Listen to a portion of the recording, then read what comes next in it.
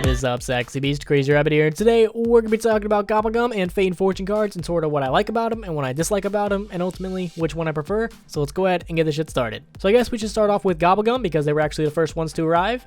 And when we were first introduced to Gobblegum, I was kind of skeptical. I could kind of see the microtransactions coming from a mile away. And that's kind of eventually what it did turn into, but that doesn't really annoy me as some of these other things. The main thing that annoys me is that almost every single Gobblegum in the normal category, or the ones you basically unlock through leveling up, suck huge donkey dick. There's like 2 that I use on a regular basis, and I don't think I've used any other ones unless I'm doing like a challenge or something. The only 2 I really ever use are Alchemical Antithesis and In Plain Sight. Every other one kind of really sucks huge donkey dick, and you never ever use.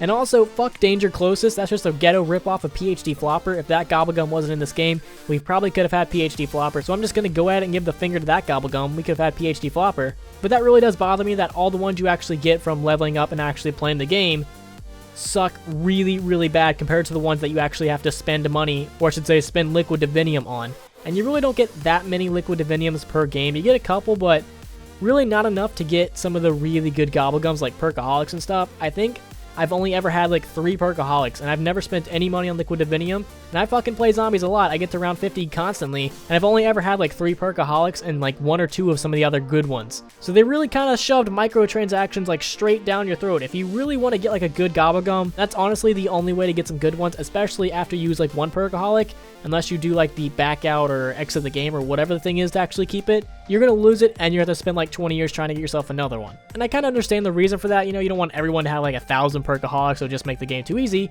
And plus, they also implemented that like upgrade system for Gobblegum recently. So I mean, you can always do that. I can't for the life of me fucking remember. Oh, the cookbook. Fig Newton's cookbook. Yes, they also implemented that, so you can always try to do that to get some Perkaholics. I just wish there was a better way to get Liquid Divinium. You could do that stupid challenge, get 1,000 kills with an LMG upside down and get 1 Liquid Divinium, or you could play for 20 hours to get 2. I feel like they really need to increase some of the action in the Liquid Divinium department. And the other thing that really triggers me about Gobblegum is there's basically 2 of them. There's an active and a passive. A passive one would be like Swordplay that lasts for 2.5 minutes, and all melee attacks for that 2.5 minutes are going to be like 5 times stronger or something like that. And there's ones like Alchemical Antithesis, which are active ones, which you have to activate in order to use it. And the thing that really sucks about it is all the passive ones, you kind of hardly ever use. You mainly just use the active ones, and I feel like they could have done such a better job with this. They could have made it to where you have 2. 1 passive and 1 active. So you can always have like Swordplay or fucking Danger Closest, that god-awful PhD ripoff. You could always have a passive one on, and you could always have an Alchemical Antithesis or an active one on, and you activate that whenever you need to. So if they would have made it to where you can have 2, a passive and an active, I feel like that would have been so much better, and a lot more people would have used the normal or regular Gobblegums because they would have actually been worth it. They would have had a spot to go to, and they wouldn't really have been competing with all these other good Gobblegums they had to actually earn through Liquid Divinium. So those are the things that really just bother me about Gobblegum. There are plenty of other reasons, but those are the big ones. So now on to things that I actually do enjoy about Gobblegum is there's a lot of creative ideas. There's a lot of cool stuff we actually saw from Gobblegum. They were able to do some pretty awesome things, and the thing I just love about it is it's a new element into zombies. Now, I'm glad they actually did introduce Gobblegum. I wish they would have changed up a couple things, but I would say overall, I'm very glad that they did actually introduce it. It does make the game more fun and more entertaining, and it does up the replayability factor. And the Gobblegums especially help when it comes to some of those Easter eggs, man. Without Gobblegums, I don't think we would have been able to do them. So Gobblegums ultimately, I think were a good idea. I just wish they would have tweaked some stuff here and there, but they did add a new element into zombies, and I think they did a good job on it.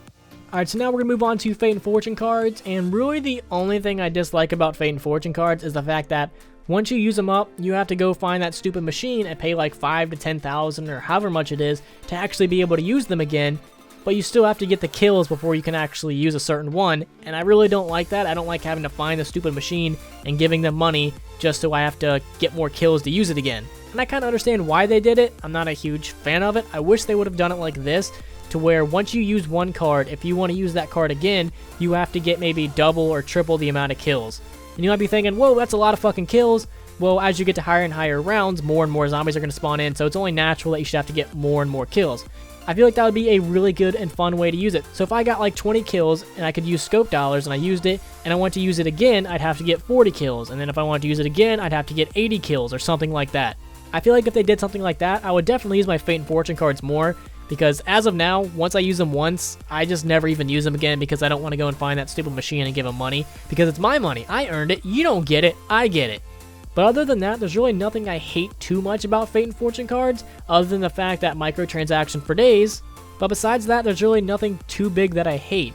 Now, the things that I love about it is that, one, you can activate more than one, which is fucking awesome, Treyarch. They did a really good job, unlike Gobblegum, which you can only activate one. But Fate and Fortune cards, you can activate more than one, and that is awesome, and I love that.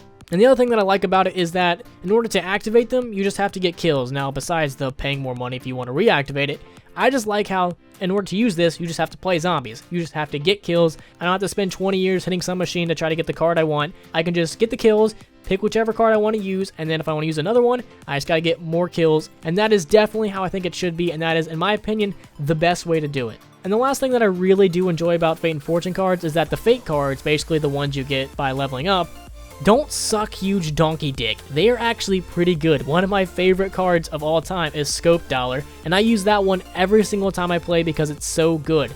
And also the critical shot one, is that what it's called? Whatever one allows you to get a critical shot with a sniper, that one is amazing, and I love that one, and I use that one every time I play too. So the Fate cards are basically the ones you get for free, don't suck huge dick, and that is exactly how it should be. I don't think they should be as good as some of the ones you have to actually earn from packs, but they should be decent enough to where you actually want to use them, so I think Fate and Fortune cards did a really good job with that. So lastly, I asked you guys on Twitter what you guys thought of Fate and Fortune cards and Gobblegum, and majority of you guys said that the thing you hate about it is it makes the game way too easy, and I do agree with that to some extent. I don't think it makes it so easy to where every noob can go to round 100, but compared to old maps like World at War, Black Ops 1, and Black Ops 2, it definitely is a lot easier to get to high rounds, especially when you're dealing with Alchemical Antithesis, Perkaholics, and a lot of other Gobblegums and Fate and Fortune cards we have, so it definitely does make the game easy. It's not incredibly easy, but it is way easier than some of the previous games we have had. And I'm not trying to say like that's a good or a bad thing, it all comes down to the individual person, but ultimately, which one I like better, Fate and Fortune cards or Gobblegum? I'm going to say Fate and Fortune cards. I think they just did such a better job with those than Gobblegum. And granted, that's kind of because they got to see how we would react to Gobblegum, and they kind of changed it up here and there based off of what the community liked and what the community disliked, so they kind of got to model it to how we wanted it to be. But still, I'm definitely going to say that I prefer Fate and Fortune cards over to Gobblegum. And I can't wait to see what Treyarch does for the next zombie game. Maybe they'll keep Gobblegum, maybe they'll sort of upgrade it a little bit, make it a little bit better. Maybe they'll get rid of it entirely. Who knows? We shall see. So I'm very curious to know, what is your guys' favorite Fate and Fortune card, and what is your favorite Gobblegum? Let me know in the comments. So if you guys could, please leave a like and subscribe if you have not already. Peace.